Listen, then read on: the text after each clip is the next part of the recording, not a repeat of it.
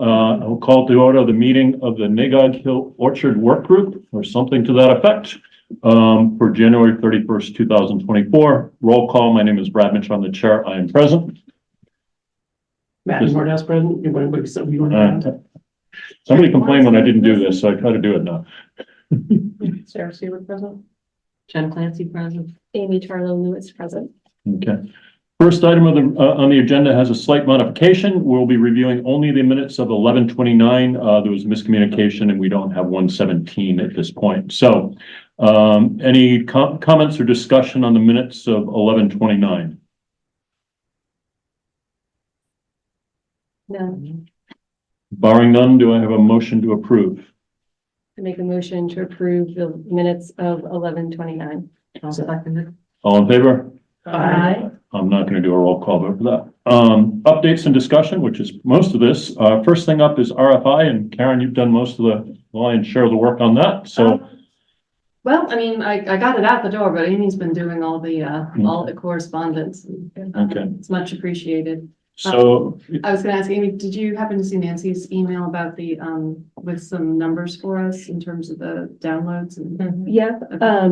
So just to back up on the number, so there are two ways people are accessing the RFI. So one way they're accessing it is they're emailing the Orchard address, and I'm replying back with links and the RFI document.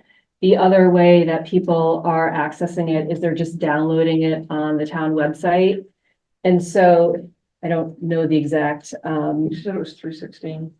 So 316 people have downloaded it, and there's 335 users and 423 sessions. I don't know exactly what that means. It means 335 individual people downloaded it and 80 of them did it twice. Okay, got it. two of those are me. Just for... Probably 6 of them are me. yeah.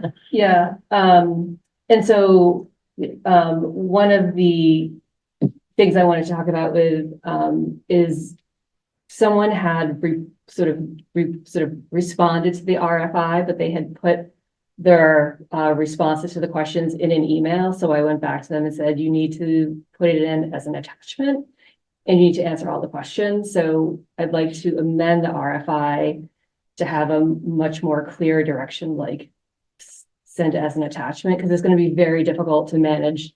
You know, we've got 32 responses for interested parties so far. We could have more, and they're all in emails. They just need to come as attachments so that we can save them and organize them so I don't lose them. Would it be enough to put like detailed instructions on the page where you download it saying, you know, you must respond with these parameters, and we can discuss that tonight?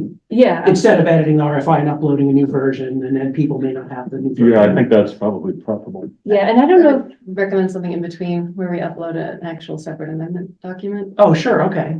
Yeah, and I don't know if there's a way to create like a portal where people can just submit it, like upload it to our page. That's what I prefer. I can ask Nancy, but I don't. It's possible. That would have been using our acquisitions website for a portal. We have one of those already set up for the town, but because that didn't meet our requirements for auto replies and distribution, we decided not to use that. Oh, It would be nice if there's just an easy template that they could engage with. My only concern with portals versus emails is things get lost and you don't know it, and then somebody's left at a disadvantage. So email may be a little bit more cumbersome, but if you forget an attachment, that's your fault. If it got lost in a portal, it's ours. And those of you know more about this and can tell me I'm wrong, but I've had bad experience with portals. I do think that email, there's a direct, like someone is definitely humans looking at it. Yeah. And if you don't get a response to an email, usually you go after it. If you don't get a response from a portal submission, you don't know whether it And worked. there's a paper trail, whether, no, I put that in, I attached that. Right. You know, you can tell whether they actually did or not and vice versa. So we want, Amy, you want it as an attachment? Yes, please. Okay, and do we want to specify PDF versus Word or Google Doc or anything like that? I think either or, because some people might not have the technology on their computer or the ability turn into a PDF. I mean, obviously lock it up as a PDF if you can, that's always smart, but, Well, I mean, Word will save it as a PDF. Now, whether people know how to do it, that's another question, but Yes. I generally like PDF because nobody can mess with it. Do you like it enough to make it a requirement? I'm just throwing it out there. Yeah. No, I I don't think we feel can strong. say PDF preferred or something, but Yeah. we'll read whatever they send us. Yeah. Okay. Got it. Must, so basically you have to submit it as an attachment and you have to answer all the questions. Are those the two things that you want to cover? yeah.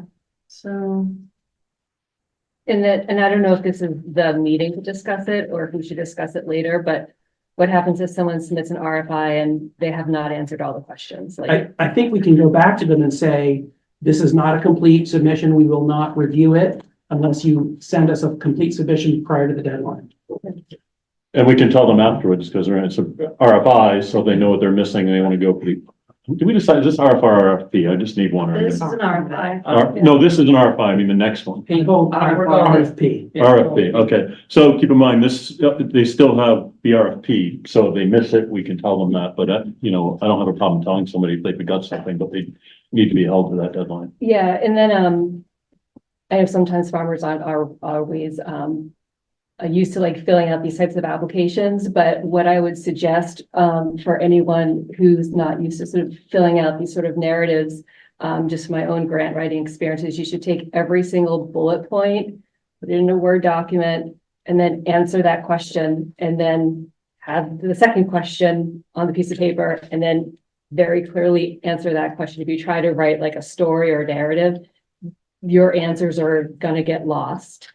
So make it super ultra clear. So just for my own clarification's sake, under 8, where we have requested information and we say an ideal response would include, we want to change that language to make it required information and a compliant response would include, for example, something Yeah. along those lines. Yeah, and it should have their contact details That's in on there. the page. That's in there. So do we know what we want for required information? Well, if we're not, so this is what's requested information in the RFI at this point. Introduction of the respondent, including a mission statement if applicable, outline of the respondent's vision for future use of the premises, including how the vision will comply with the use restrictions in place and expected to be in place. Whether the respondent is interested in purchasing or leasing the premises or some combination thereof. If the respondent's intention is to lease, include the term of the lease up to a maximum of 30 years. Skills, qualifications, or experience the respondent has that lend themselves to the future use it is proposing. Particularly in relation to the respondent's ability to run an agricultural operation of a comparable size. Identification of which parcels the respondent is interested in using, if not the entire premises. Note that leases may be for a portion of the premises, but a purchase must be for the entire premises. A description of how the respondent would fund or finance the future use described. Whether the respondent is interested in a tour of the premises, and contact information for any follow-up questions that we have. That seems pretty comprehensive. Yeah.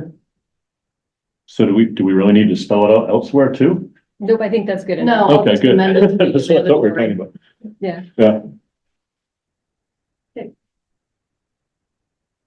Okay, so I screwed up all the letters and numbers thing here. So under RFI, there was some, are we done with that section or is there any more discussion on? I had a question about the ads. Yeah, advertising's next. So where are we with advertising? Do we need to? Is there anything we're waiting on?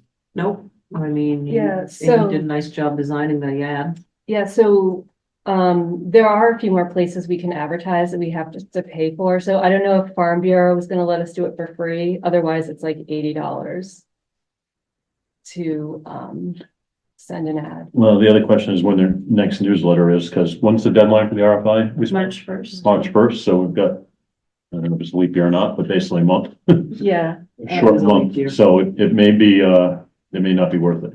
yeah, I can find out when the next newsletter, because maybe we can use it for the RFP.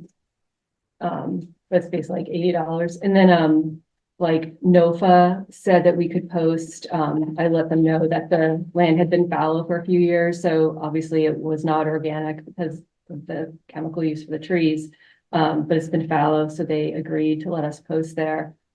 It's not a lot of money. I don't think it's more than $100 to post. We can I post think that'd there. be, it's a great organization. Yeah, and then, I should know, I should have the name of it. There's another organization, that advertises agricultural properties, but it's nationwide. So we get a really broad reach outside of New England. So I know we're posted on the New England Farm Finder, where people have definitely responded from. It's been a good place to post, but I don't know, given the land vest report and just like the sheer cost of this, if we should start advertising outside of the region. The national one, I mean, again, keep in mind, we've got less than 30 days. What are their, how quick can They it do, go they up? do it like on a month basis. Yeah. So we would be paying for February essentially. You pay for February, and you know, you can just pay for 1 month. And when we have the RFP, we can just pay for. But it's online, it's not. It's Okay, online, that was so that was a little bit more expensive and I can get those prices. Do we know what we've spent so far approximately? We've only paid Was that, for, 1,025? I think that's where we landed since we had to negate the print ad and just go with digital. Sounds right. Yeah, that was 1,025. What is the name of the national organization? I'd have to look it up. I don't have Okay. it to hand. And you think it might be a couple $100 in I think that it was like range? $150, $190 at the Do we most. need, It will. so if Amy finds that she could do that, or Farm Bureau, if they were quick enough to do that, do we want to vote for her that it's okay to go and do it? We already have voted on up to 5,000, but do we want to? I mean, let's vote to approve, like, say, up to $250 or something like that, that Amy can. So that way she can All right, go ahead and. so I'll entertain a motion to that effect. I move that we authorize Amy to submit a advertisement to the National Organization for Farmers to be named later for an amount not to exceed $250 for advertising. And Farm Bureau, if she could get it in. And Farm Bureau for an amount not to exceed $150. Right, second. So that's 300. Yeah, 400 total. Yeah. So we have a motion and a second, all in favor? Aye. Again, I don't think we need a roll call, but I think that's good. Anything else on advertising? I had a question about, on the Farm Finder, is that, does that just have the QR code and the email address? So it just has the email address in the town website and the RFI is actually uploaded to, the search, you know, our property. Does it have photos or description? I uploaded a map, the USDA map, Okay, and I copied and pasted a lot of the verbiage from the RFI into the sections. And the RFI is uploaded. And then there were just like check boxes, like, is it for lease or is it for sale? You know, are there structures? Is there a house? Like, there was a lot of just like, because I look at that weekly and I'll be honest, I look at the pictures first. Yeah, Like I mean, most I real can- estate buyers, I I can probably think. go back and add pictures. Sorry, where is this that you uploaded? New England Farmland Fund. There's a map of the whole property on NEFF. Yeah. Pretty enticing. Yeah, there's nothing like a picture. View But of the the lake. URL is there? Yeah, for the town website. Yeah. Yeah.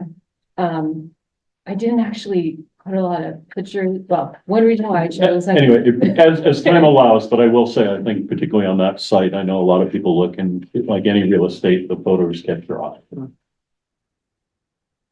So do we know why so many folks are emailing to ask for a copy? Is it just that they are more comfortable with email than going to the website, do we think? I mean, everything's there for them to go to the website. It also might be theory. word of mouth. Yeah, You know, I did put it out on eMass Craft, which is a big like listserv. Mhm. And so that just might be kind of word of mouth. How did you find out about it? New England Farm Bureau. How many emails have you gotten? So I have 32 people who have emailed the Orchard address requesting a copy of the RFI.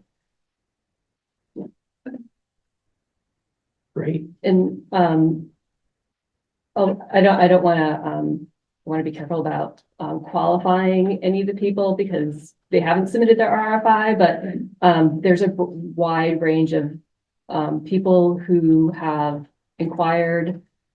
Some have farms currently, some don't.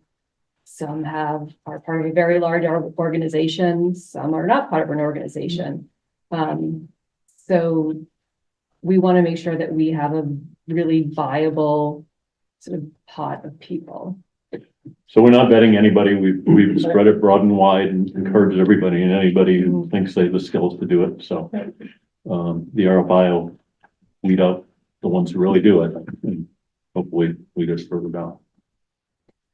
Anything else on advertising? Okay, the next thing is facilitation services. Matthew, Karen and I had a meeting with MAPC, and Karen, you set that up. I don't know if you want to give an overview. Yeah, so the hope was that we could find somebody who could sort of spearhead the RFP process for us. The short answer is that MAPC is not that organization. There's some other things they might be able to do that will be of assistance to us down the road. MAPC, Which stands Metropolitan Area Planning Commission. they offered to, talk about the RFI or hand it out, pass it on to anybody that seems like they might be interested, word of mouth type thing. And we're going to get in touch with them again once we have RFI responses back, to see if there's any facilitation, that they might be able to help with in terms of reviewing RFI responses, et cetera. But for now, things, we're holding in a holding pattern with them until we have responses back. Yeah, did they make a suggestion on another organization who could help us write the RFP? No, I mean, we talked a little bit about Operational Services Division, which is the state's purchasing body, and they may have somebody who can help us with that when the time comes. I wonder if a grant writer would be the right kind of person to help with this. I think it's part of the skill set, but not all of it. Yeah, I think, barring anybody having any, brainwaves and great ideas for other options, I think we should plan on using council. Oh, yeah, Let's hold off on that until we get to that, but we may have to, I agree. MDR at all motivated to help us find someone? They'll review it, but they won't write it for us. And they're gonna review it for their own parameters, which is understandable. So what about maybe working with an organization who has a long history of responding to RFPs, like the Trust for the Public Land? Like they must have had to respond to many of those because they It's take worth- over. It's worth municipal. asking. Mm. I would think that they'll have the same concerns that MAPC has had, for example, where the concern there is they don't want to take on the legal responsibility for drafting an RFP on behalf of the town. So the only ones I know of who, in my opinion, have the ag expertise are maybe Land for Good and American Farmland Trust. The others may know about RFPs and that sort of thing, but there's the ag specifics on this one. Like the trustees, they run farms, but they don't run them as commercial farms, which we're doing. So, they have a different mission, whereas AFT and Land, is it Land for Good? They specifically try to put commercial farms into operation. So it might be worth reaching out to them. Okay. Is it better if Karen reaches out to them? I don't I'm think it happy to do matters. so. It's not going to happen for a few weeks, but that should make a I difference. can reach out to them. I know the guy from Land for Good. If you want to do AFT, I have history with them, so. Jason, Sorry, responses aren't due till March 1st, so I think we have time. Yeah, no, we got plenty of time, and this is, yeah. So I'm happy to do it. It just will be, I'm not going to have an update by next meeting, so. If anybody has contact info that they'd like me to start with, just email it and start with them, but otherwise I'll just call. Okay, anything else on MAPC? Applicant update, I think we covered that, but is there anything you want to add? Nope. Okay, and I apologize, I don't know what happened with my formatting. Do we need any change in process? There was some discussion of changing the RFI process, and I'm not sure what that would be, but I threw it in there because I know in some of the email exchanges, somebody had asked for that. I think we had some hiccups right at the beginning, but I think they seem to have been sorted out. Yeah, I think it's good. I uploaded a new version of the RFI it's dated, maybe that was right after our last meeting, I think. I uploaded, the ag, the EAR, map. Mhm. And I uploaded that acreage, plot that you made, Amy. The acreage breakdown. Oh. Jen did that. Oh, sorry, Yeah. Jen, you did that. Okay. Because I figured, oh, it's kind of interesting, and if people are trying to do the math, that we've done it for them. Yeah. That's it. Okay, so it seems like we're past that one. Okay, the next one, the fun item, the budget request. First thing out is budget request details, and then the second agenda is meeting or communication with the FinCom. Some of whom are with us today, I believe. So I know we had started a document to try to collect all the expenses. There's $35,000 for asbestos removal. Yeah. What else is there expenses for? I don't have it with me. I know Sarah was gonna talk. List of repairs that, and for the benefit of folks who may not have heard the last meeting, what we're really focused on is what we need to do here and now to maintain the property, to make sure it doesn't degrade further, which ultimately we're gonna have to do to lease or sell. Until we have an idea of who is gonna be taking over, either as a lessor or an owner of the property. We don't wanna put more town money into it than we have to. We talked about, do we remove the lead? Well, they're gonna gut the inside of the house. It doesn't make sense to do that. We still have to do the asbestos. So we are trying to keep it bare bones, but keep in mind, it's been neglected for at least 5 years and the town hasn't put much money into it, so. Yeah, Matt, I think you were gonna reach out to, was it serve safe? About Clean Harbors? Clean Harbors, yeah, about testing the material inside where the apples were stored, that fiber. Yes, so I've not done that. I think Brad mentioned it was like a $50 test. Well, it's probably gonna cost more than to get the guy to Yeah, go right, out there. yeah, so I thought we would include that in whatever number we have Shouldn't be terribly come up with expensive. So if tonight. we put like $200. Yeah, that probably will be enough, That would be. just for testing it. But I think the asbestos remediation in the house is not something that we should spend money on now. Like, I think that will have to be done when. So where is the asbestos? Is it in the pipe? Is it in It's the, primarily on the tiles. floor. Yeah, on the floor. in the tiles? Yeah, Floor tiles on the third floor. Okay. but I know those aren't as bad to remove. No, I mean, it's as the as friable pipe airborne insulation, stuff you yeah. worry about, like the spray and insulation in the cold storage. If that turns out to be a spec, I don't think it The is. quote was still $35,000. Okay. So that one I actually think we can hold off on. Agreed. And we put a pin in it if we, it's gonna have to be dealt with by somebody down the line, but I don't think that's immediate. It's not friable, it's not airborne, so that's not an immediate hazard. But I think, fixing the holes in the siding in the barn and the windows that are broken. Right. Agreed. We want to stop water infiltration Right. at all costs because it's only going to get way worse. Yeah, So I found, and I don't think this is the latest version, it's in the Google Drive, so we had talked about mowing. So Yep. we had put in for that for May through October for 15,000. Yep. We're holding off on the invasives. I have, we think we put in like 10,000 for legal fees. I did speak with Steve Yarnley in terms of what the 40-yard roll-off cost to remove. We have some other material that needs to come out. It's a hardwood, you said. Yeah, and so I did put photos and a list which I shared with Steve Yarnley of some things that need to be patched. So it's like holes in buildings, some panels that are out, things like that, and that's in reference to the top barn, the lower barn, and the cottage. Cottage is in good shape, just needs to be cleaned up a little bit. and I don't think we need to worry about cleaning up now. It's just maintaining it so it doesn't get worse. So any of the exterior stuff, structural broken windows, missing clapboarding, Well, these are literally holes so that the water's coming through the building, so those. need to- okay, I agree with that, but you said it need to be, you said it was, the cottage was structurally intact, just need to be cleaned up, but if it's got Yeah. holes, we need to fix them, I agree. Yeah, for sure. So those are all in the Google Drive and I shared it with Steve Yarnley. Yeah, So do we have an estimate or are we still waiting? I honestly think it's gonna be that bad because it's more patching. I think it's more labor intensive because the holes aren't big. But there's some, we just need to get plywood up on a couple of the windows.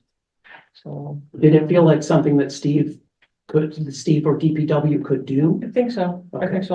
I just gave him the list and so I'll go back over it with him and get an estimate. So, and I'm confused on mowing, do we already is DPW already take care of the mowing, or do So we they- just put in the budget for that? No, we did, I think, either transfer, we did a transfer of some sort for the last 2 years when we needed money to do it. First year it was Parks and Rec, and then last year it was DPW. And where are we in the upcoming season? We have no money assigned to it. Okay, so we need to do mowing, and again, I don't think we need to mow the entire property. Which we didn't. Yeah. And I think we need to clean it up so it looks nice for the neighbors and has some curb appeal, and maybe a walkway around the exterior for future applicants. So that'll keep back some of the invasives as well. Exactly, particularly if you do the perimeter. And based on the last 2 years, we're talking around $15,000. Correct, so we didn't do it all last year, but I think we maintained what we did last year, we're about 15,000. Okay, so we got 15,000 for mowing. We think the town can do the repairs, just plywood and stuff, or do you want to wait for Steve? And I guess I suspect the FinCom would like some solid numbers. Yeah, I would put in at least 5,000. Okay, And sorry, is this a patch or just like a real repair? Patch. Patch. Okay. anything else besides mowing and some of the patchwork? Well, so if we're gonna get help with drafting the RFP, we may have to pay someone to do that.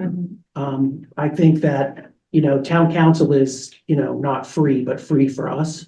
But I know that there have been issues with the last couple of rounds of that, and I don't, like, what's the definition of insanity? Like doing the same thing and expecting a different outcome. Right. So, I mean, I'm very keen to not go down that road again a third time and come out. with I would be very RFP, open to funding to pay somebody to do the RFP. But we don't have any idea who that is or what they would charge. Not yet. Karen, do you have an idea what it might take to put it together? I mean, I think the problem is truly finding somebody who's got the expertise needed in all the niches that it's gotta be municipal, So it's I've gotta got- be an RFP writer, it's so gotta be I've- somebody who does agriculture. I know some retired people at Department of Ag Resources who have done this work before and might be willing to do it. No. A ballpark figure, 5,000? Higher? Say 10. All right, we'll say 10, I'm We gonna talked find about out. though, at the It last depends meeting. on the extent of the Yeah. services. I think that was the And number. I think we should also keep in mind that, maybe there's someone who has that real deep expertise in like writing an RFP, but then there has to be like an ag partner to work together. It might not be a single person. It could be an organization, one person or two The people. council is still gonna have to look at it anyways. Right. Looking at it and drafting are different processes though. Different costs, so, Yeah. I think we set aside $10,000 for council. If they are only reviewing, that would probably be less. Right, do we need to set aside funding for advertising for the RFP as well, such as we did for the I? How much did we spend for the RFI? We allocated up to 5,000. But we're probably gonna end up spending $1,500. I'd say two. But the RFP, It's much we're more gonna targeted. know who we want to respond. We may not need to advertise. Like, are we gonna get someone out of the blue who is not aware of this and is gonna be a perfect candidate for the I think RFP? the chances are that you might get someone after March 1st. Yeah. That is just coming in. Yeah, keep in mind, you don't have to respond to the RFI to do the RFP, Right, so so- there may be some people will say, I'd like to put something in as a placeholder for advertising. I don't think we need to go as wide. Right. But I think, how much have we spent thus far? 1,200. So let's keep the 5,000 and what I think that will probably cover us through the RFP then. Okay. Do you- The 5,000 we have. Yeah, we Yeah. already talked, that we already Okay, so do allocated. we need to request that or it's already been allocated? We have not formally requested that from, Okay, Ryan has been paying it out of, I don't know what fund. okay. Because I do think it will be significantly less for the RFP, but Okay, RFP, okay, but we should be some. So there's an unknown with the asbestos and the potential asbestos in the cooler. I'd say we're gonna have to go back till we find out it is. I don't think it is, but if it is, that's not a cheap process. But we're still gonna go through the process to get it. We'll get it tested, but I don't think it's premature, I think, to be asking for money. We don't know if it is, but Yeah. we should make the FinCom aware, you're made aware that we may have a big cost with that one. And that one would be an imminent hazard if it turned out to be asbestos. So, Yeah. Well, a consideration, What's up? is the well a consideration? We talked about doing something with the well for, and I don't know if that's, would be certainly be helpful to the RFP process. If there's water available or not, if you're buying water or if there is water available. So in terms of doing the discovery of the will, just doing discovery, But we know where it is, right, but we don't know. but we don't know if it works. Right. Yeah. The discovery of the well is not a bad idea to figure out if So it it's works. not difficult. So, Maybe light and water could do it for us. You would think. They have some experience with that. And I bet if we asked them nicely, they would probably, they might test it for us. I'll do that. Okay. Okay, so by anything else on the budget, by my reckoning, we've got $35,000. So we got mowing, patch for 15, patching holes and such for 5, RFP for 10,000, 5,000 total for advertised for RFI and RFP together. Yeah, so these are numbers that are obviously very preliminary.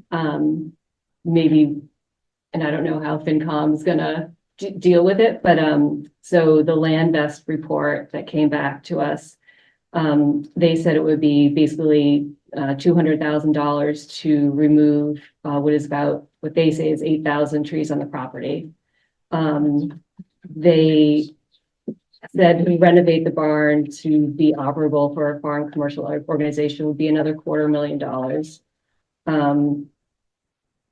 And to fix the barn, Oh, we've got septic system. There's a lot of money that goes with bringing that up to code or usefulness. And we may end up, if the town decides to keep it, or depending on what we negotiate with a buyer, some of those may be costs we incur, but right now I think it's premature.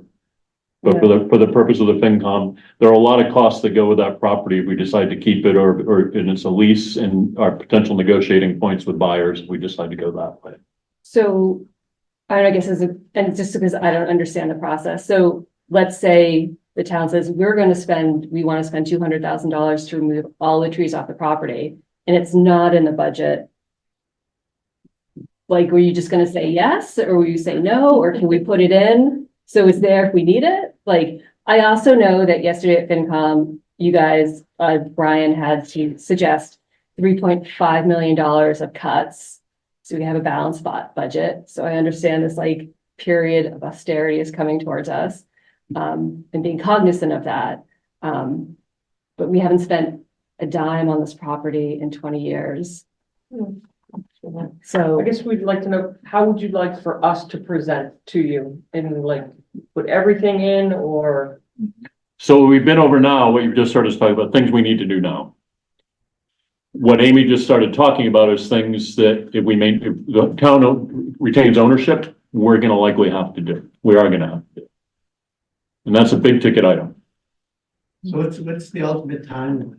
You have the RFI going out back in March. March 1 for the I, and then we'll go to RFP. Which, And Karen, what's the anticipate that? date for that? The RFP, P, that's pretty open, I think, at this point until we've gotten through, see how long it takes us to get through the RFP. Maybe the middle of the year, we might get responses from, I would say, third quarter would be the earliest. We might have someone who we could be considering as a possible lessee. Are you on what's your fiscal year, annual or September 30th? I mean, October 1 to It's July. July, okay, so it's the same as the state. yeah. So that'd be a new budget season anyway. Well, that's what we're discussing now. Yeah. We're so- discussing 25 now. Okay, so you're discussing starting We're July allocating 1. for starting. Yeah, we'd probably be looking for some of that for July. If we may not know until October, but Yeah, because I guess our goal is to have a farmer in place for, at least in my mind, January 1, 2025, right? Right. So, because this year is already, it's too late. So you'll be making the decision sometime summer. Or fall. Summer, early Yeah. fall. summer into fall, so. Is it something that could, for budget purposes, when you make the sale or lease decision, is that something that fall town meeting could handle? Or do you think we need a decision now? No, We we, need money now. I to do- think To do it. it seemed likely the fall town meeting could handle that because you The- allocate that then. And I think it's a better time to do it because we have so much uncertainty now. Right. So we can come back, Amy, I think what we're hearing is we can come back at fall town meeting and say, hey, we found a great lesser, but in order to get this person in there, town's gonna need to put this much money into it. But you need money now to do these repairs. Yeah. Yep, so we need roughly 35 now. Add a couple extra zeros to that later on, if we decide to do it. Maybe not quite that much, but a lot. Yeah, because I mean, it's basically $500,000 just to renovate the barn and clear the trees.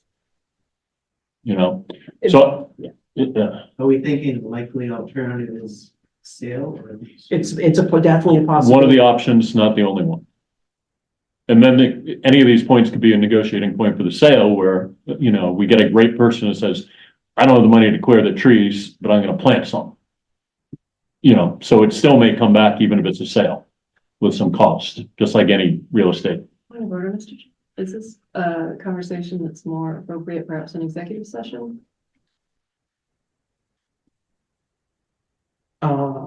Well, why? Because we're discussing potential negotiations. I'm just giving examples, that there can be negotiations, you know, We've always- with a sale or a lease. It doesn't have to be an executive, no.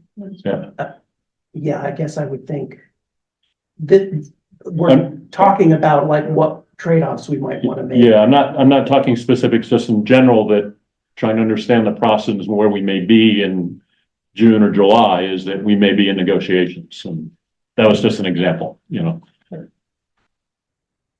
So I think it's helpful though, we appreciate you being here for us to kind of understand that cyclical value of that and where we are now and where we hope to go. So it seems like other than the immediate costs we've laid out here, it's better to wait and see what happens and come back to town meeting in the fall. Is there general agreement on that? Yes. Okay. So we do have 20, 30, 35,000 in costs that we do need. What is the best way for us to get that? Do you want somebody to go in and present? Do you want us to submit something in writing?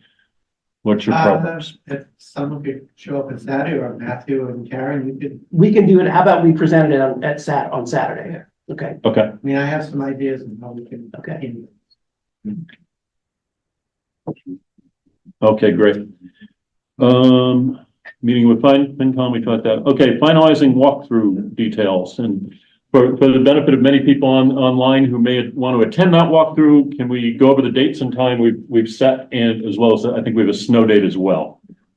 So right now we're looking at Thursday and Saturday. The first would be the tour on the 8th in the morning and then the 10th as well.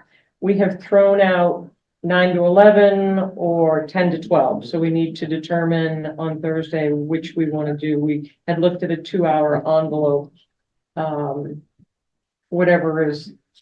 What's our preference with that? I would say 10. It's going to be a little warmer. The sun's going to be a little hotter. 10, Why don't we 10 do to that? 12. And we may have some folks traveling too, so giving them a little more time to get here. So that'll be Thursday, 10 to 12. So And then Thursday, the 8th from 10 to 12, are we gonna do both days or just one? I think we're gonna do both. Yeah. Because Okay. there's some people that can't, and town's committed to having a representative there to open the doors for Saturday as well. So we go 10 to 12 on both days. If the chair wishes, I'd like to do some tour guidelines that I'd like to present. Sure, let's just reiterate again, so everybody has it clear online. So that we will have 2 tour dates, walkthroughs, if you will. Thursday, the 8th from 10 to 12, we'll meet at the barn. And then Saturday, the 10th, also from 10 to 12, we'll meet at the same location. And please go through any of the guidelines. And then a weather date of the next day, so the 9th and the 11th respectively. I don't know about the 11th because that would That's a require Sunday. getting the town employee here Okay. on a weekend. So let's I think just we say could the do 9th. Friday, but probably not. Let's just say the 9th. So rain date. So at this point, we don't have a weather date for Saturday, the 10th. The weather date for Thursday, the 8th will be the following day, Friday, the 9th, again from 10 to 12. So a couple of guidelines I'd like to have, having spent time in the buildings and kind of looking through what might work well, is that I'd like to try and have people that would like to do the tours, to ask them that they have to RSVP at least 2 days prior to the tour. So that would be on the 6th, and Amy, pick whatever time you think might be appropriate. It's not that I have a concern. I want to be cognizant of people going into the buildings. I'd like to have a limit on the number of people within a party. So that way we're not putting too many people down a certain building or aisle. I think it really needs to be guided. There are some rooms I don't feel we should go in, and some buildings that we may not be able to go in as well from a structural standpoint.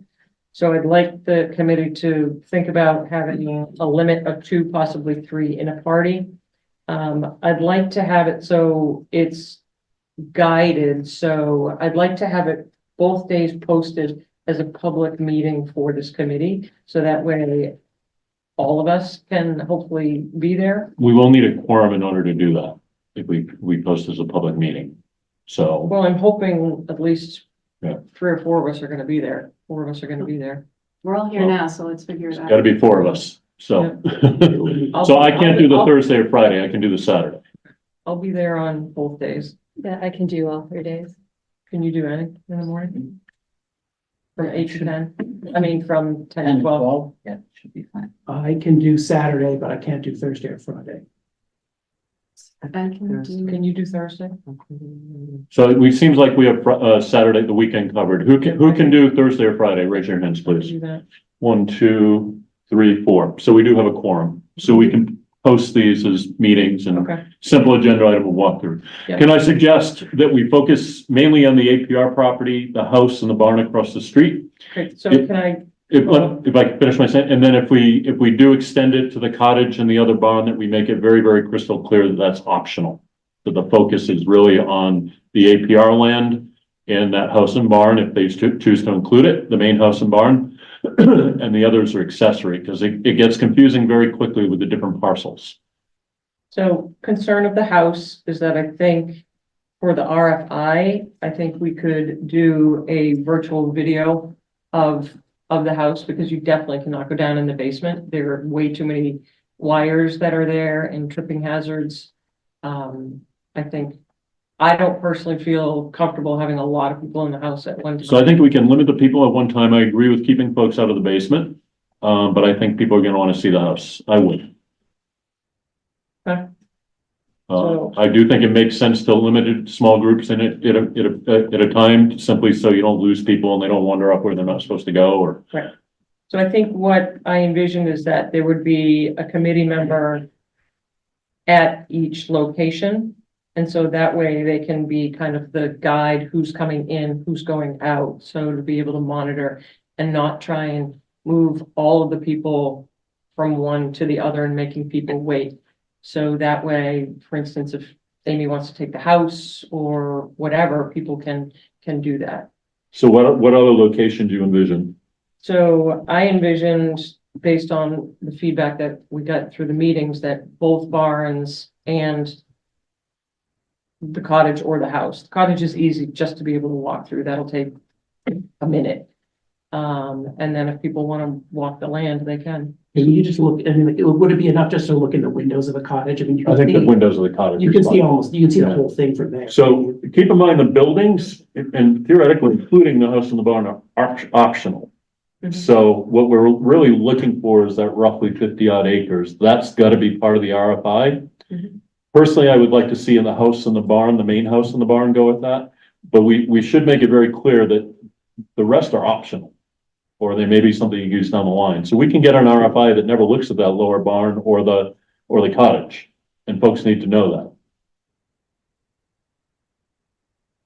that. And there may be folks who don't have need for 2 barns.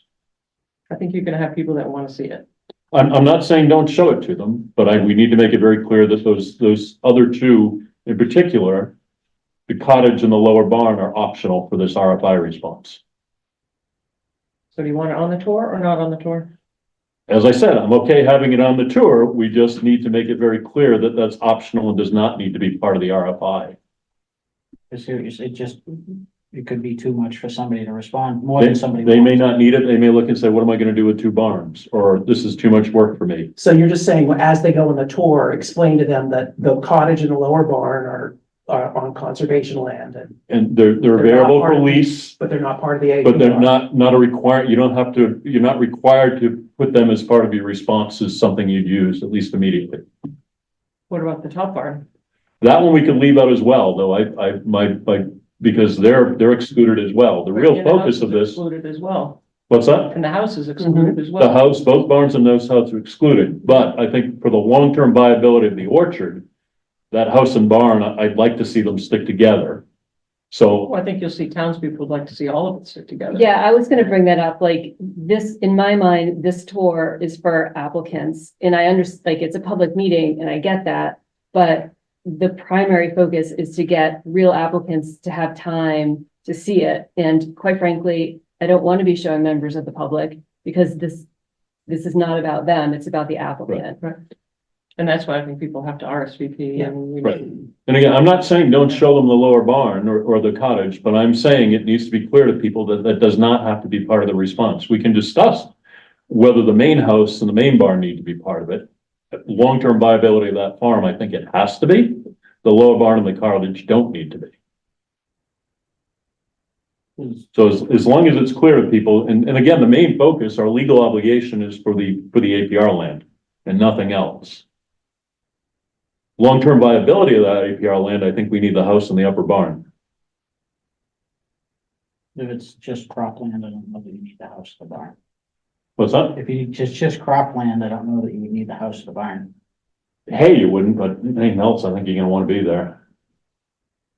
Row crops. Yeah. Um, So, I mean, basically, you can say all the buildings are optional if you want. But I do think that the upper house and barn in particular are integral to that property, but So I we guess could accept an RFI just for the APR land. So I just need to know if we want to do all of those or not, because I do have to move some things out of the Okay. way to make it so I- it's safe. I need to block off a couple of areas. I that do we're think not we should going in. include them all, so long as we make it clear that it's not a requirement to use the buildings, particularly the lower buildings. They don't need to be part of the RFI. Okay, so But that's they can fine. all So be- maybe we can hand them, so when they come, we can hand them a flyer that says all these, so that way we're all on the same page. But we're trying to get the boat out of the barn and trying to get some hazards out of the way so that it's a safe walkthrough. But if somebody comes in and just has a really good idea just for the land, the APR land, they need to know that's okay. Absolutely. Everybody good on that? Yeah. Okay. Do we need, does anyone have to sign like a legal No, waiver? I talked to Ryan, we don't need to do that.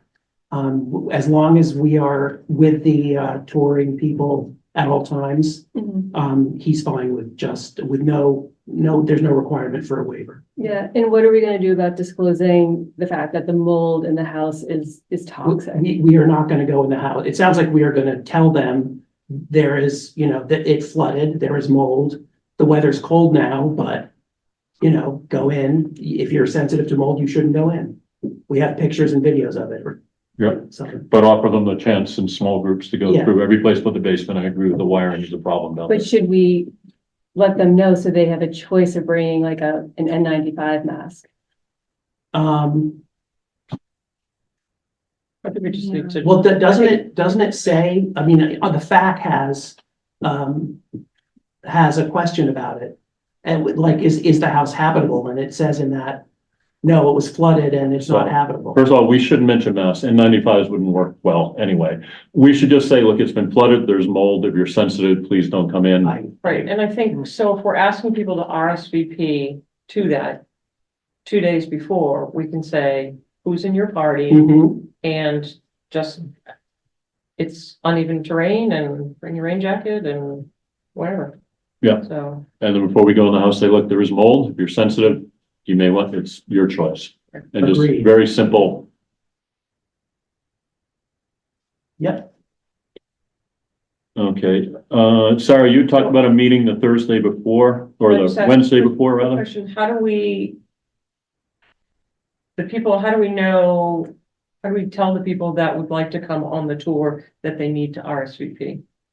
I will email the people who have responded to the email address, but people who just like sheerly downloaded it, like we have no way of reaching out to them at all. Karen, is there a way to put something on the website or Matthew that I think- says? I can do that. I'll also put it on the agenda since it's a public meeting. I'll make sure that's posted, that you must RSVP in order. So that's They 2 can run it days. by the lawyers. will So probably- I can put on the website tonight and just like, no, please note, no public allowed at the tours. And we'll RSVP to the same address we've been using. Yeah, absolutely. And, yeah, I think we should also set a tour date in March, because by then, people will have responded to the RFI. And then for those who didn't have an opportunity to do a tour, we can provide them with that opportunity. Sure. So when we get into the RFP process, I agree, we're gonna need to do another walkthrough. I So- don't think we can require an RSVP for an open meeting. I was just thinking that. But we can require an RSVP for them to go into any of the buildings or be accompanied by Right, us on the right, tour. anyone can go and walk the property, but if you're going. into Yeah, and I the can building- word it that way. So, We can just, do you want to write a template and then I'll just use that standard template for anyone, for the mass group that I have currently, and then any new people that contact us. well, I mean, what I'll do is I'm free. Tomorrow I'll draft up, the meeting notice Mhm. and get it for both dates, meeting notices. And get that to them and I'll get it, that should be the notice that goes out. Mhm. That's the legal notice. It should be out there and we can ask them to RSVP to that address if they want to go into the buildings. I'll have a guideline for each building, parameters of where you can go, where you can't go. I put a lot of those notes in the Google Drive already. So,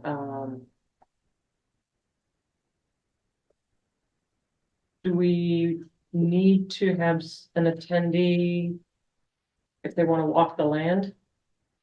I would say no. Just give them the map and check in or don't get lost. I mean, if they have questions when they're there, we should offer, is this part of it, whatever, Yeah. If we want to take people, we can, but if people want to stay and tour the land, it's, Because there's gonna be definitely snow. Yeah. Yep.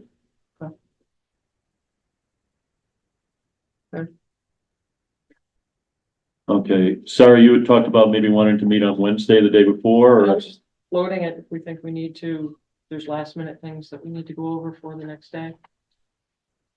I think we should be good. It's not that complicated a process, but I can't make it Wednesday, but folks are certainly capable of meeting without me, so. Feels like we have it handled, and if we have to, just have a couple of us talk at the last minute about details, I think that's okay. Okay. Cool. Make sure we don't have a quorum discussing it.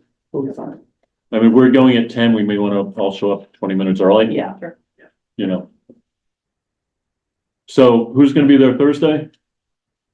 Okay, 1, 2, 3, 4. Okay, Friday? It's Saturday. I can be there Saturday.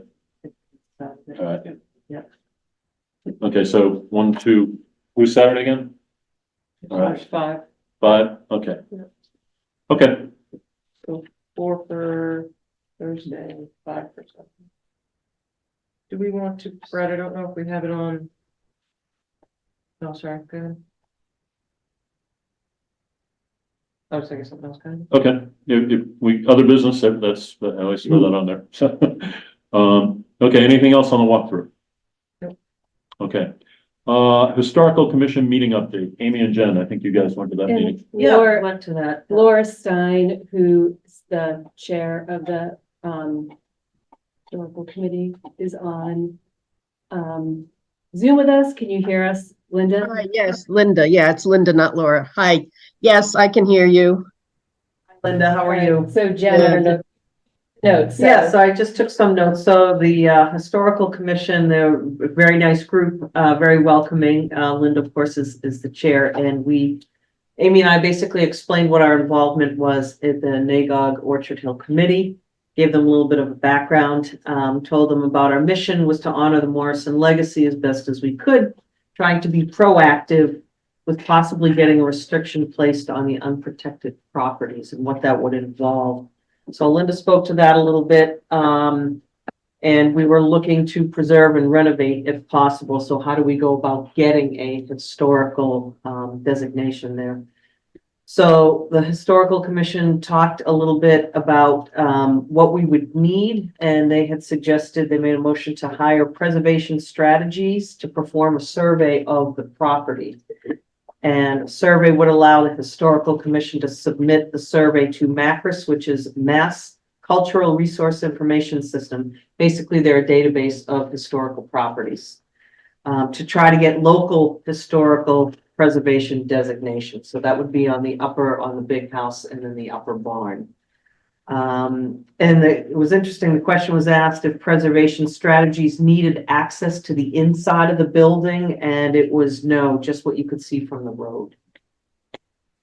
So, and Linda, you might be able to speak to this one a little bit more, but if we sell, the trigger is the sale, and then we can ask for the designation and get a historical deed or restriction on the property, but it has to be by vote of the select board. Okay, and I'm sorry, it's Linda, right? Yeah. Restriction in perpetuity? So, yeah, what Jen said, everything was accurate except towards the end there.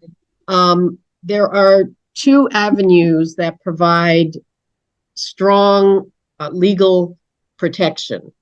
One is what Jen was referring to as the historical preservation restriction.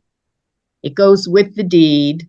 It can be into perpetuity, or if it was desired, it could be less than perpetuity, but it certainly can be perpetuity. The reason that she was talking about going with the sale is that if you sell it to a private owner, then the Littleton Historical Commission could act as what's called the grantee of the preservation restriction, which is required. The grantor would be the owner. The grantee is basically the enforcer of a preservation restriction. So you would hold the restriction. Correct, exactly. So the Historical Commission could do that. However, if the town continues to hold, if the town continues to be the owner, then the Historical Commission could not be the grantee because that's a conflict of interest with the owner. So the town would have to hire a private nonprofit organization to be the grantee to enforce it, and that costs about $50,000. Well, I think at this point, our main concern, and we're still struggling, frankly, whether we want, depending on what you do with that property, the farm, in my opinion, at least, I think many share, you need to have a house, a home, and a barn that go with the orchard or with the property. With that said, when you put a restriction on it, it comes with restrictions, and sometimes that can get in the way of what you want to do. So, but I think if we leased it and the town retained ownership, we wouldn't necessarily need a historical restriction on it whatsoever. What we want to make sure is that somebody doesn't buy it and then just develop it and turn it over and get a cheap price from the town and remove it from the orchard. Do you see a way with this historical preservation restriction where we could somehow attach it to the orchard, which has an agricultural preservation restriction, to make sure that, and we may or may not go this way, but it's an option we've been thinking about. Is there a way to keep the two linked that you're aware of through this historical? What do you have in mind? How would they be linked? Basically, so they couldn't be sold separately. Oh, I don't know. We'd have to look into that. I have no idea. Okay. I don't know. And again, we may or may not want to go in that direction, but most successful farms, the farmer lives on the property unless they're growing hay. Maybe. So I just want to mention one other option that I thought about a day or two ago that I didn't mention to Jen and Amy. I hadn't thought of it then. There's another option, and that is to declare that the house or all of the structures, if you wish, are part of a historical district. And a single structure can be a historical district, or it can be several structures. So that also provides legal protection of what can be done to these structures in terms of. So again, our main goal, which may be somewhat different from yours, which is to preserve the structures, and we're not necessarily opposed to that. It's a worthy goal, is to potentially ensure a home and barn are associated with that APR property. I see. So So I'm not sure declaring it, I mean, there may be, you guys may want to do that separately just because you want to maintain those buildings in their current state. But a goal we wanted to explore whether we did have the option of joining the two legally. Well, we can look into that. I've Okay. never, yeah, I don't know. We can look into that for you. Yeah. But worst case, if we can't do that, a historical restriction of some sort is better than a 30-year deed restriction that we can't enforce after, Right. right? Yep. Yeah. you No, know- the trade-off is the farmer coming in there is Sure, going to be limited in yeah. what they can do, just like any other restriction. No, So. there's trade-offs all. Yeah, so, and we just need to be, if we get a really good applicant, somebody who looks like they can take it over as a lease or owner, we can make that decision then, but knowing our options is what we're trying to figure out now. Yeah. And another option is going back to the state and having the state pull the house and the barn into the APR. Yeah, envelope. no, David, who runs the APR program, told me that's not possible, but one of the APR surveyors said, go talk to the commissioner, I'm gonna be at a meeting with her early next week and buy her beer on that one. Well. Now, the question that comes if we do decide to pull it in is typically, do we give it to them? Do we donate it to them? Somebody's gonna come up with some money. The town would have to probably donate the buildings to the APR. Which, given everything associated with them, probably wouldn't be the worst deal we'd get. But the state's not gonna come up with money for it, for the buildings. It's for land. They may accept a donation of the buildings to include it in the APR. So that's down the line then. Linda, are the restrictions associated with a historical district the same as with a historical preservation restriction, or do they differ in any means? No, they could be very different. In historical, well, both of them, whoever writes each one can decide what's in them, or would decide what's in them. They can be different. Yeah. Hi, I have a game on February 11th, and you guys are all invited. I have to find out if There we go. you guys can come to my basketball game. Okay. Thanks, Manu. I think we're gonna need to focus on the issue at hand, but we appreciate the invite.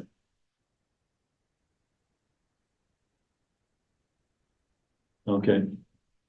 Sorry, Karen, we're. So so Linda, sorry, to summarize, you were saying that they can be the same or they can be different in terms of more restricted or more or less restrictive or both? They can be different. I'm more familiar with preservation restrictions because I'm involved in one right now. Because Littleton doesn't have any historical districts at the moment, I'm not as familiar, but hopefully we will soon. I'll be more familiar with that. But I would say that the preservation restriction is probably more restrictive. Okay, thank you. Yeah, I would think so too. I think I think it'd be hard our goal is to keep the buildings and the land together. I'm not sure a historical district would necessarily do that, where restriction could maybe be crafted to do so, or make it harder to separate them. And again, we may not decide to go that way because there are trade-offs with all this, but. Anyway, thank you for your time, Linda. Sure, you're welcome. Any other questions? Nope. All right. Well, thanks for your time, and I'm sure we'll be in touch. And thanks for Jen and Amy for dogging that one and going to the meeting. So, okay. The next one is the appraisal. I've sent you all the appraisal that did come in. Essentially, they've got the APR property at about $210,000. The main barn lot for $300,000 and the unrestricted portion that has the house on it for $400,000. So before we get into it, I did want to say a couple things and make a couple comments. They did mention that the previous owner fail to maintain the orchard and the buildings. I want to go on record. I would not characterize it as he failed to maintain it. I think he actually did a pretty decent job maintaining it when he was there. What he did not do was he did not invest in it, which you need to do with an orchard, and we were suffered from the investment. And that was simply the situation that was frankly crafted by the town, where we put an older guy on a rented piece of property. He wasn't going to invest in it. The bulk of, I think, the neglect happened on the town's watch, and to some extent, but I don't want to speak ill of the that I think most of the time Charlie Auger was on that property, he maintained it fairly well. He did not invest in it, nor do I think he could have just, expected to. The only other thing I would just say is I think they missed something very critical from my background in agriculture. He was looking at basically traditional orchard architecture, which is the big trees, and saying that basically he was looking about $6,000 to $7,000 an acre for 272 trees an acre. I don't know anybody in the orchard business other than those planting some heirloom varieties for cider or something who aren't doing high density dwarf trees. They mature quicker. You get fruit off them in 3 to 4 years instead of 5 to 6. You get about 800 to 1,500 trees per acre versus 250 to 300. But the biggest savings is in labor. They're dwarf trees and they're much easier. That was not mentioned. And I will say that I think I personally will look askance at anybody who comes forward other than certain heirlooms variety you can't, who wants to put a lot of fruit trees on there that isn't doing dwarf high density orchard. So I do think that was a flaw in the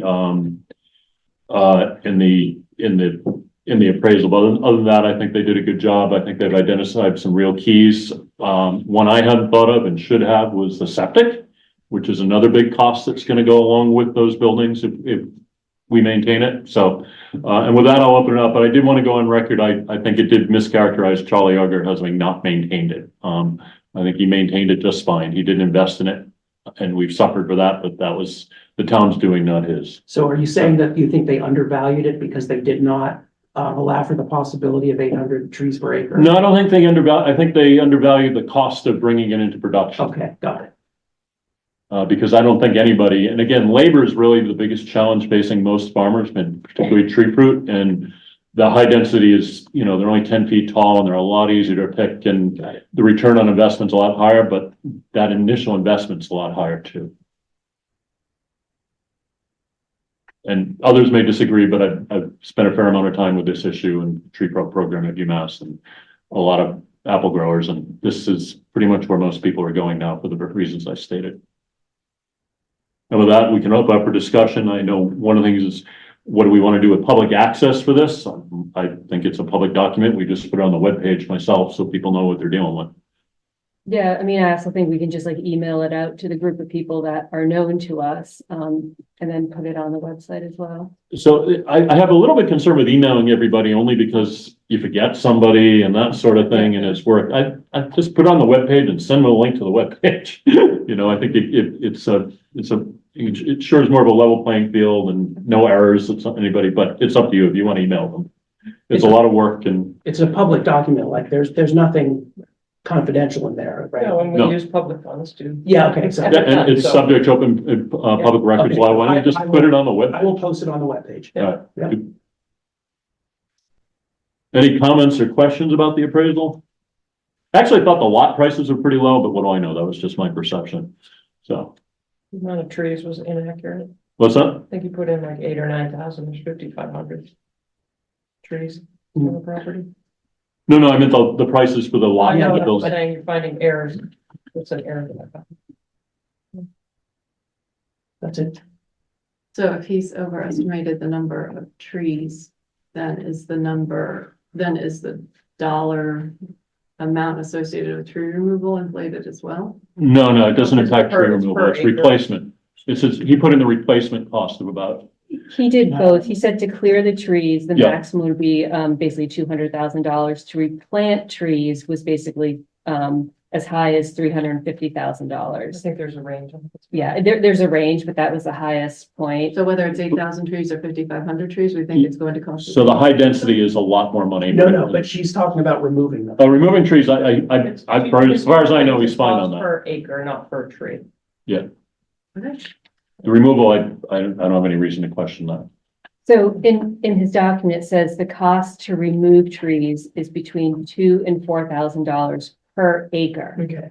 Right, which is what, Okay. And then to replant was between $6,000 and $7,000 Right. per acre with a density of 272, which you debate, but that's what's in the document. So just for people's knowledge, he's sort of looking at this, if we were to return it back into an orchard. Obviously, there are people who want to do things that are not about Right. orchards. But I just want to go on record, I think he's missing a newer form of orchard architecture is what they call it, that it is predominant and I think most people would consider if they're going to try to make money. Yeah, And that's about Matthew, you'll be able 30 to grand post an that acre. tomorrow. Yeah, or tonight when we get home. yeah, I mean, obviously whoever comes to the property, they're gonna have their own sort of irrigation system. They're estimated that at $200,000.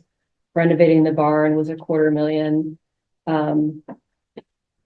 It's definitely, and if then you were to buy the APR $210,000, you buy the house at $400,000, you buy the main barn at $300,000, that's $1.7 million at the worst, right? But you haven't even renovated the house. I think it's So 910 for the properties in the two buildings yeah, without any improvements. yeah. So it's quite a big property to financially get around. Even if you split this number in half, that's still a very large sum of money for a farmer to invest in.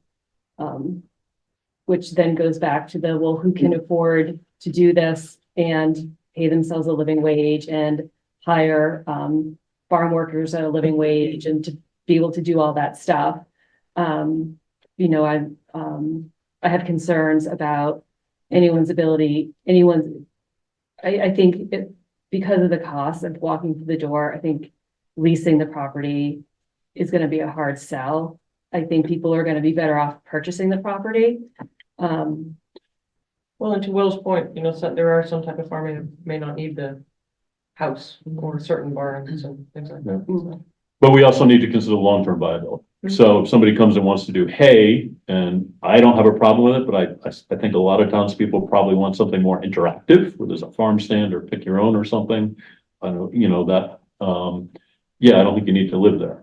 But if you got livestock, you want to live there. And I actually think most people doing fruits and vegetables are going to want to live there as well. Yeah, and then. So it's, yeah, immediately, yeah, but we also need to look down the road. Because Yeah, and let's say, no one wants the house and the barn. That means the town needs to address the costs of the barn and the house. Or if someone's gonna lease it or purchase it, they may come back to the town and want to negotiate about that. So it's gonna be tough, I think. It's a lot of money.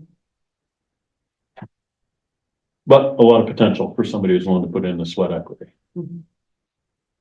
Or the equity. Yeah, both. It's gonna take a lot of both. But for some people, it's a good opportunity. There's not a lot of properties like this that are this close to Boston, this closer to and 495. It's a good location. It's unfortunate it's been neglected the way it has, but it is what it is. I agree with Amy. I think sales is probably the best bet for everybody, but we put the RFI out to see maybe somebody come up with a good lease option that works for everybody. And then Sarah, we had, I know we had talked about, adding, if for example, if we're leasing the property, having an organization, a nonprofit who has expertise around overseeing leases.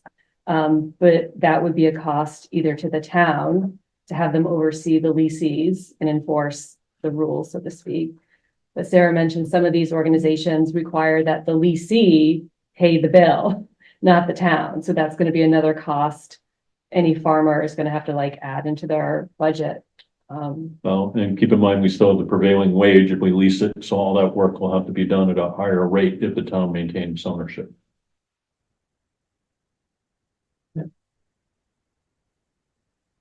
I mean, I don't know how much a nonprofit charges someone to oversee their lease and Someone enforce. like SVT to oversee some of the properties. I don't know what they charge. Hmm. You could ask them directly. I think somebody from SVC's on here. Yes, Mike, you're here. We see you. I know you're there. You've been coming to all these meetings, so I'm gonna ask to unmute you. Mike, talk to us. Hey there. Can you please repeat the question? Apologies. question, Mike, is if we decide to lease this property, the town, quite honestly, we don't have the expertise in that. We certainly don't have a very good track record of it. Would somebody like SVC be willing to take on oversight of that lease? And if so, what would you charge and who? To my knowledge, I don't think we currently lease any properties. You don't oversee any leases. Other than your own, right? For your own properties. Correct, but I'm not sure how many we have on our properties either. We have conservation restrictions, which are different. Yeah, some allow for farming though. I know I've spoken to folks from there before about what they wanted in a contract, but yeah, I mean, the other option is a property manager. I can check back in with you all later. I can circle back. Well, sure, that'd be great. I guess the first question, would SBC have any interest in overseeing a lease for a property it didn't own? Yeah, Why would want to? You know, I would, my inclination would probably be no, but let me bring it back to the boss and see Yeah, what she has. and if there were a fee associated with that, what would it be? That's great. Thank you, Mike. Yeah, and No also you might ask what their role is with Stonefield Farm in Acton. So do you have a role at Stonefield Farm with Boston Area Food Gleaners? And I know Dylan, who I think is also from Boston Area Food Gleaners, I think is also on this call, not to like totally call everybody out, but Mike, are you working with Boston Area Food Gleaners? So I came onto SVT about 3 months ago, so I have not been involved with that project. Okay. We'll talk to you at the next meeting, Mike. Appreciate it. Yeah, no problem. You're off the hook. That's still. He's there. Nope, there he is. Yeah. Yeah, Dylan. hello, hey, Dylan with the Boston Area Gleaners. Yeah, so at Stonefield Farm, when we purchased the property, we put most of the fields into a APR and then a large portion of the woodland into a conservation restriction to keep it permanently forested. And we did that in partnership with SVT. So they do an annual walkthrough on that property. And it's also done in conjunction with the town's ag commission. So they have some shared oversight over making sure that we adhere to the APR. There is no cost to us to do that. So as far as I know, there's no annual cost to any of the parties involved. But SVT is they are the holder of the APR. Hold the restriction, yeah. I think Right, charges are maybe a time. So it's I in know their when I was interest to make sure. Yeah. Farm Bureau, there is a cost with holding a restriction. It's time. And, you know, we actually took on too many and stopped holding on the APRs when I was there. And I know trustees, when I spoke to them, they won't take on any new, even ownership, without an endowment to ensure those costs are covered. Right, and Still Farm in Boxbow's example of trustees holding the conservation restriction. But I had this discussion with the trustees and they won't even take on hold a restriction without an endowment to make sure they're whole. Well, it's also proposed by the Land Trust Alliance as a best practice. Mhm. Yeah. Because it does cost them. Yeah. For sure. So, anyway, preliminary discussions, we'll have to see what we get for proposals, so. Thank you, Dylan. Thank you, Dylan. Thanks, Dylan. Any other discussions on the, appraisal? Okay, any other business? Yes, I just kind of wanted, we got a few questions in from folks. I just wanted to review so that we can just talk about the answers and then Matt can just update the link. Yep. So a popular question was about soil testing, arsenic and lead. This came up again. And so that's just a popular question. And I think our answer was, you're going to need to do your own soil test. And if you need access to do a soil test, we will arrange it with you. So this is a very popular question. Another question is, can we have animals? The answer is yes. That's the definition of agriculture. It's defined by the state as like that. And if you read our APR for our piece is also allowed. Someone asked about sheep. I think sheep. Can we have greenhouses? Absolutely. Yes, you can have greenhouses, but you have to get them, you have to get permission, You need permission from NRCS. NRCS. And DAR will tell them no, NRCS will just ask the question and give them permission, just so. So any impervious surface is what they're concerned about, putting an impervious surface on a farm. DAR is concerned or NRCS? It's the NRCS rules, but in my experience, DAR will tell you you can't do it, but when I speak to NRCS, they said all you have to do is ask permission. Okay. And then, Federal versus state, What's that? federal versus state. Yeah, but it's weird because it's a federal rule, but the state wants to say no. Yeah, I so, and then a new question that came in, which I thought was really great, it was about the septic system. So they wanted to know if, I assume, you know, the house definitely has any, but if other septic systems could be put in. And so, the land best report does talk about it. It says in lot 105, the property has soils that are suitable for installation of Title V compliant septic systems with a capacity of no less than 4 bedrooms. And then lot 104 has soil suitable for a Title V compliant septic system to support a full renovation and full use of the existing single-family dwelling. So my suggestion would be point them to land vest in that document, but say the final determinations on them is what they get into. Yeah. And Because I don't want to tell somebody they can and then find out they can't, and we're not No, the experts. You can't, I mean, it's all based on, you have to do soil tests, so it's. yeah, Well, and there's area and all kinds of things, and Presby systems and non-Presby systems, so No, it has they to really, fall- if they're gonna, And they call it out that it has to fall within Title V, so. yeah. Land does. And that brings up another cost. If we sell the house, we're responsible for testing the septic system and Yes. upgrading. So how much is that gonna cost? A lot. Like $50,000? Because that's like a 60-bedroom house. yeah, no, it's, It's not supposed to be. no, but even if used as intended, I think you'd probably get at least 6 bedrooms in there. I thought that was recently replaced.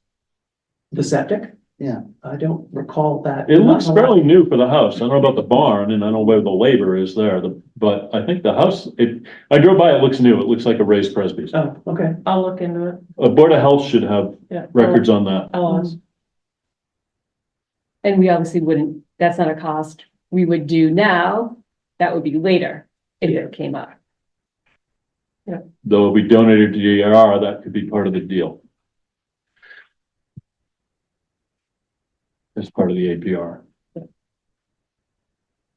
So those are all the big Yeah, questions. good questions.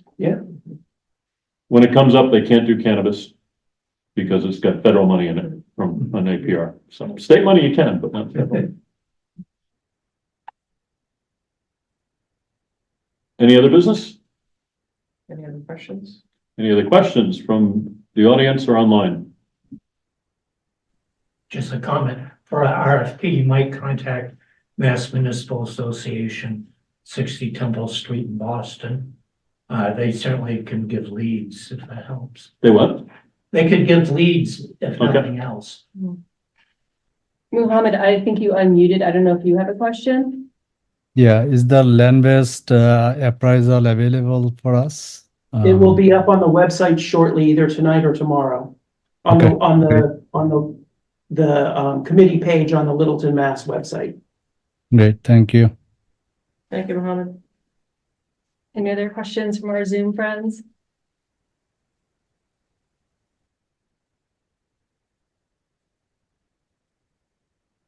Okay, barring no questions and no other business, I'll entertain a motion to adjourn. So moved. Second. All in favor? Aye. Thank you everyone for sitting in and coming.